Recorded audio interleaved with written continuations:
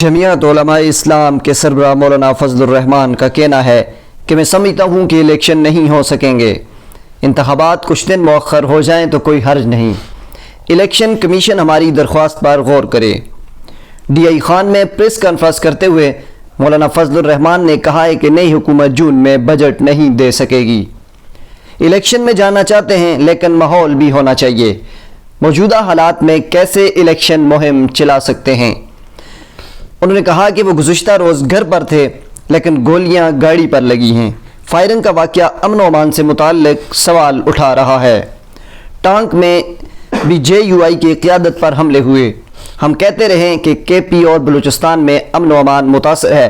Election commissioner خود کہتے ہیں کہ 2 صوبوں میں صورتحال خراب ہے، لیکن حل کیا ہے؟ کہتے ہیں دعا گو ہوں۔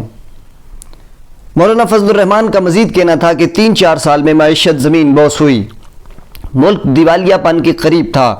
ہم نے 16 ماہ میں ملک کو ڈیفالٹ سے نکالا، اب پھر ڈیفالٹ کی طرف ملک جا رہا ہے۔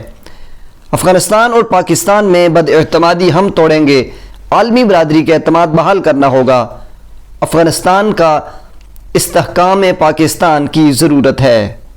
مزید اس طرح کی اچھی ویڈیوز دیکھنے کے لیے ہمارے ڈیلی اے جے کے چینل کو لازمی سبسکرائب کیجئے، ساتھ بیل آئیکن بٹن کو لازمی پریس کیجئے۔ ملتے ہیں نیکسٹ ویڈیو میں، تب تک کے لیے اجازت دیجئے۔ اللہ حافظ۔